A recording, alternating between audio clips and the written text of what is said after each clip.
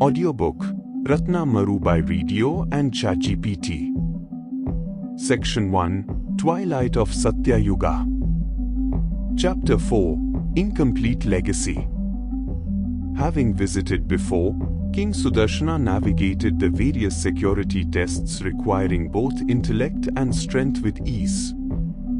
His sharp mind and sturdy physique, inherited from his grandfather King Chakrapani, had never allowed him to accept defeat, and this last mission was no exception. Sudarshana was closely followed by the minister and the queen. Chandrakanta focused intently on memorizing every step of the king's journey to Pathaal Kaksh, while Minister Aditya busied himself with scanning the ancient Sanskrit inscriptions on the stone walls, illuminated by the lantern he held. After hours of descent, they reached the heart of Pathaal Kaksh, deep below ground level. It was time for action. Destiny had been accomplished. They unlocked a chest containing the royal scepter of King Chakrapani and replaced it with Ratna Maru, quickly cleaning the noble weapon. They marveled at how Ratna Maru had remained spotless despite their journey from the Himalayas. Their attempt to clean it seemed pointless. They could envision how this holy sword would cleanse the world in Kali Yuga.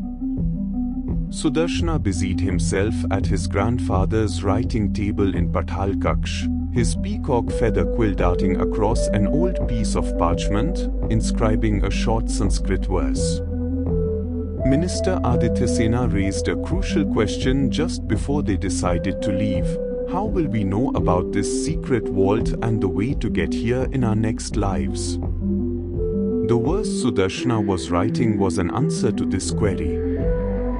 He included all the hints he could for his future self in Kali Yuga, uncertain if Sanskrit would still be known but left with no other choice. Chandrakanta, who had logged every step taken, assisted him, holding back tears as she witnessed her husband's dedication. The ink bottle had dried up due to the high temperature in the chamber, so Sudarshana used his royal blood to write the verse. He drew his knife, made a small cut on his left hand, and used the crimson liquid as a substitute for ink. The blood, eye-catching and plentiful, was perfect for the task. With the hints prepared, it was time to leave. Returning to the castle was out of the question. Fortunately, King Sudarshana knew what to do next. At the far end of Pathaal Kaksh was a trap door that could be unlatched only from inside. Sudarshana mentioned it in the verse as well. The door opened to an ascending stairway, and in less than 5 minutes, they were back to ground level. Chandrakanta marveled at how it took hours to enter Pathaal Kaksh but only minutes to exit. Minister Aditya explained the mechanism. While descending from the castle, we moved downwards and eastwards. Though it felt like we traveled kilometers deep, we were actually just meters deep but kilometers away from the castle. The exit was quick as we moved directly to the ground level, just meters away. This also explains why we had no difficulty breathing underground. Based on my theory, we are now in the deep eastern jungle, kilometers away from the castle, explained the minister. Sudarshana acknowledged his genius, while Chandrakanta blushed and teased herself for not figuring out the logic on her own. Concealing her embarrassment, she asked, "What's next?" Each of the three held a sword to their own necks. They had predicted their end with Ashik Pralay and could no longer dream of staying alive. They were already considered dead by the citizens.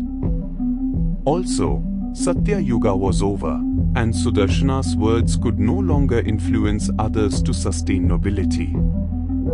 Their destiny in Satya Yuga was fulfilled, and they were to continue their duty only in the last Yuga. They knew they couldn't prolong their mortal lives until then. Thus, it was essential to leave the world without creating suspicion among the people. The parchment, along with his royal ring, was securely placed under a rock. They entrusted time to deliver it to them in the future. It might seem insane, but if Kala Chakra, the wheel of time, promised their meeting in Kali Yuga, it would also secure this precious information for them. All this was for the noble cause of re-establishing Satya Yuga. As his final words, King Sudarshana, the noblest ruler of Satya Yuga, loudly prayed, hoping to be heard in heaven, "May Lord Kalki grant us a reunion in Kali Yuga to assist him with the noble task of ending mankind's agony." Just as he finished his prayer, the swishing sounds of swords silenced their hearts. They had pierced their necks without hesitation. King Sudarshana cast a final look at his beloved wife, and she did the same. In a second, darkness fell upon the trio. The legacy of Ratna Maru remained unknown and incomplete until their reincarnation.